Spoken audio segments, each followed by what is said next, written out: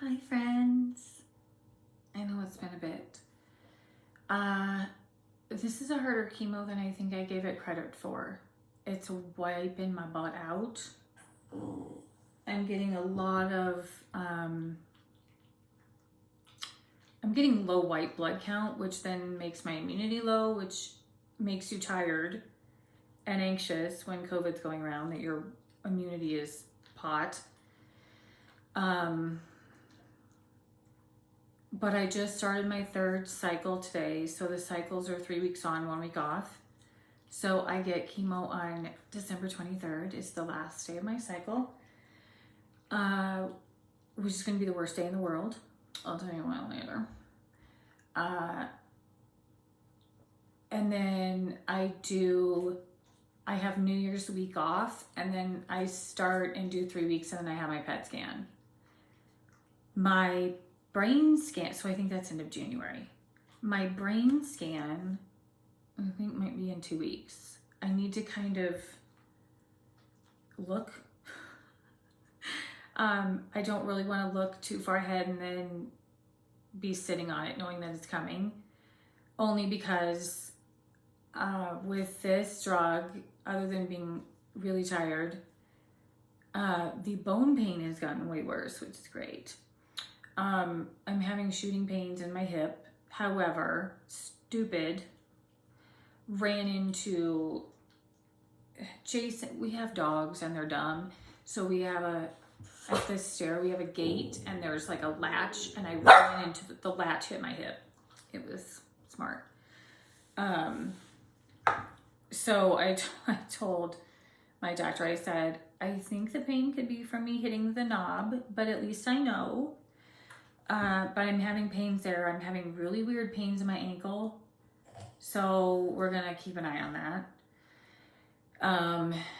Lots of headaches, which I do not like. So I'm having headaches right here where this spot is. So I'm hoping that's just from decreasing. And then I'm having some in the back of my neck. I'm hoping that's stress. I think that's it on update. I will say I'm going to try to do these more often. And here's why. I'm on probably every stage 4 group you can be on. Some of them I'm more active than others. I'm also on some cannabis Facebook pages, some directed toward cancer, some just out there, which I've kind of narrowed those down because they're just, I thought I was a pothead. We'll just leave it at that. So here's my thing with social media. Then jump up. Oh, come on, fatty. My purpose with Facebook, with this, with Instagram, anything I'm on, I love seeing my friends, my family, my cousins that are, she just dropped my vape pen. I like seeing everybody from, when I was little. That's kind of why I'm on there. And for education. There's not much that gets my blood boiling in life. Well, yeah, no, there's really not. But my family, like my husband and kids, I talk about them and it just go quick. And then misinformation. Here's the deal. I'm going to give people, so if you don't have cancer, you may not care about this topic. But on Facebook, one of the things that irritates me is when people will say things that is not research-based. So, for example, there's a man that runs this site, and I don't think he's a doctor. I think he's just an expert in cannabis. But a woman posted, does anybody have stage 4 metastatic and have hormone positive cancer? And I responded saying, yes, I do. I've used it this, kind of gave her a synopsis of my little life. And Casey's smelling my vape. And he then responded and said, neither of you should be taking THC because it feeds estrogen, and I can't believe you would say that, and blah, blah, blah, blah. And my question to him was just, do you have stage 4 breast cancer? I do. I've used pot for 4 years, blah, blah, blah. Kind of went into a little spiel with him. And he just kept arguing with me. And so so he just kind of gave me this huge thing. And I responded back and said to the girl, I have your same exact medical condition. It is not researched. Everything is private research. I'm your clinical trial. It's a risk. But here's the problem. To tell people not to take THC because it will make the hormone grow is kind of, there's a big word for it, counterintuitive to what marijuana actually does. Like marijuana, they're hoping when they can do federal research, whereas right now everything's private. So I'm literally a private clinical trial. I mean, there's no research from the FDA since it's not federally approved. So I just keep reminding people that this has been my experience. You might do something different. However, I get super pissed when people are like, don't do that, you'll kill yourself. Okay, also quick tip. Don't chew or don't grind up, or people are using the microblades. Don't microblade fruit seeds, especially apricot and apple. That has been researched. There is arsenic in it. Here's the deal. Some people know you can get arsenic in a chemo and it does kill cells. Here's the problem. That's at a pharmacy oncology dosed level. And this stuff online is just dangerous. Alkalinity can't change. You can try it, but go with tried and true, or go with things that have people that you have the same exact diagnosis with and that you're seeing the same results. Like, that's, I guess, my best advice without getting too soapboxy. Okay, our next topic, the letter. If my doctor is watching, he knows what I'm talking about. I got this letter in the mail. It has my account number on here. And when you open it up, this is like the best and worst letter I've ever had. So here's my letting me know that Dr. Lee is retiring at the end of the year letter. No, sad face. I got that, and I think my stomach dropped for a minute, because first off, and I said this to him and I mean it, while that letter sucked, I'm super happy with him, and probably more happy for him than I am sad, because there's another doctor. I mean, and it's fresh eyes. I've already known this doctor. He's who saw me for the Piqueray rash. Piqueray. So the doctor that we make fun of is going to be my new doctor. But I love him. He just says Piqueray wrong.